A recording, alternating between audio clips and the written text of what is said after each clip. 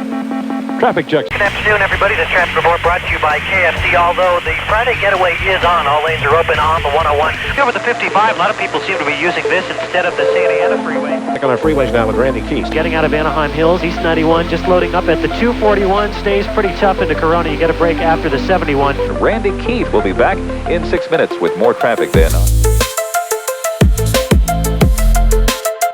Welcome back to Mastering the Commute. I'm your host, Randy Keith, former LA traffic reporter and full-time traffic geek, and I'm excited to have you back for episode 2.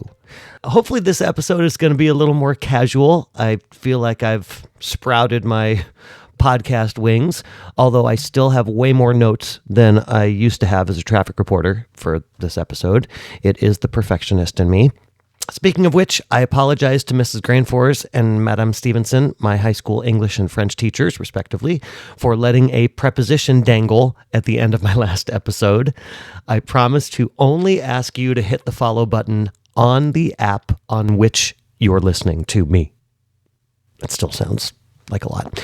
So before I get into the content of episode 2, I want to give a quick shout out to everyone who's reached out since episode 1. I've gotten my first listener email, which is super exciting as a new podcaster. I also just got back from PodFest in Orlando, which was a really far trip for me, where I met some amazing people, like literally great conversations with nearly 100 professionals who I hope are just as eager to collaborate as I am. I want to name names, but there really are too many. So instead, I will be giving them individual shout outs and recommending their podcasts for you on our social media over the next couple weeks. I'm really fired up about the conversations and stories about their experiences on the road. Speaking of conversations, let me share something personal that happened just last week while driving to Universal to celebrate my 10th anniversary with my wife and my entire family. We were driving to the park and found ourselves behind a car carrier, one of those big trucks loaded with vehicles stacked high. My wife, who has a totally different driving style and preferences than I, immediately said, "I don't want to be stuck behind that." Her dad was sitting in the back. He's a seasoned driver with over 50 years experience. He chimed in, "I've been driving my whole life, and I've never seen a car fall off of a car carrier." And then I said, "Neither have I." And I spent 10 years reporting as a traffic reporter, watching LA freeways. So that moment sparked a conversation about driving habits, why we avoid certain situations on the road, how our experience shapes our decisions, and whether those decisions are based on real risk or just perception. And of course, I couldn't resist saying, this is a perfect topic for the podcast. So here's the truth. Every decision we make behind the wheel is shaped by more than just rules and logic. It's influenced by emotions, habits, even cultural norms. The way we react to what's happening around us, whether it's staying calm behind a car carrier or speeding up to block someone from merging, isn't just about our own experience. It's about how we've been conditioned to drive. And that's why today's episode is so important. We're diving into a critical topic, social driving, and its role in creating phantom traffic jams. These behaviors aren't just frustrating, they're one of the root causes of unnecessary congestion. So what is social driving? I learned this term when I started doing research for my book and podcast, and found Dr. Rick August, who studies and teaches defensive driving in Canada. He defines social driving as any behavior on the road influenced by unspoken social cues, emotional reactions, or habits. Think of tailgating someone because they're driving too slowly, weaving through lanes to get ahead, or refusing to let someone merge. Well, because I've been waiting longer.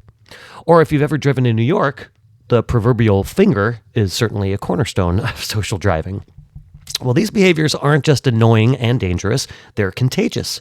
When one person tailgates, the driver in front is likely to brake, causing a ripple effect of sudden stops. Same happens when drivers weave or refuse to merge smoothly.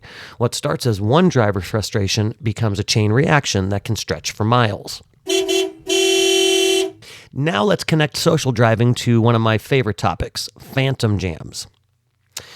So I remember in high school driving back with my family from Northern California to SoCal on I-5 in the middle of nowhere, Central Valley, and we were stopped for hours, like 2-3 hours, literally stopped. so long that people were getting out of their cars, looking up ahead, taking walks, wondering what's going on. And then once everything started moving, we saw literally no explanation. Now, in this particular case, and in retrospect, now with my experience as a traffic reporter, there must have been a major closure that actually did not show any evidence once we got to that spot, because that was hours later. But this sort of phenomenon can and does happen for no apparent reason all the time. If you've ever been stuck in traffic for no apparent reason, you've experienced a phantom jam. There's no accident, no construction, just a frustrating backup that seems to appear out of nowhere. Here's what's happening. When drivers brake suddenly, change lanes without signaling, or don't merge cooperatively, they disrupt the natural flow of traffic. Each car behind them then has to react, creating a ripple effect. And if enough people react at the same time, the ripple effect becomes a full stop. And that creates the phantom jam.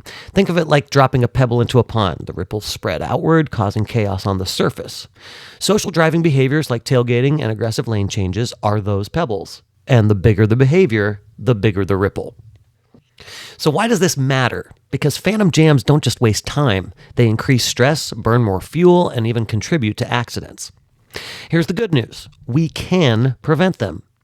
By practicing smart driving, maintaining a steady speed, leaving plenty of space between cars, and staying predictable, we can smooth out those ripples. For example, instead of rushing to merge at the last second, try to merge cooperatively, one by one. I know, easier said than done. But it is proven to reduce congestion by keeping traffic flowing smoothly. Or when someone tailgates you, resist the urge to brake check. Instead, maintain your speed and let them pass when it's safe. Also resist trying to stare them down. That's another social driving behavior. These small changes might not feel significant, but remember, traffic isn't just about cars. It's about people. Every decision you make behind the wheel affects everyone else on the road.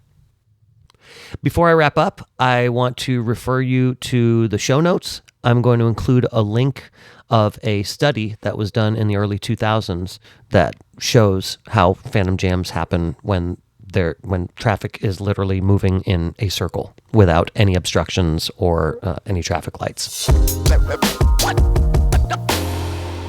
So let me give you a preview of what's coming next. In our next episode, we will dive into another one of my favorite topics, what I call freeway personalities, the way that interchanges are designed and how drivers merge at all the connection points are exactly what causes the majority of phantom jams. I'll break down the different merging behaviors and how knowing the design of the road and anticipating how drivers behave will make you a much more empowered, safe, and patient driver. I'd love to hear your thoughts on today's episode. What social driving behaviors drive you crazy? Share your stories and feedback by either texting me on my Buzzsprout site, or you can email me at freewaytrafficexpert@gmail.com. Of course, all those links and our social media follows, which currently comprises Facebook and YouTube, are all in the show notes. Don't forget to hit that follow button so you don't miss what's next. New episodes drop every Wednesday morning. Until next week, drive safe and drive smart.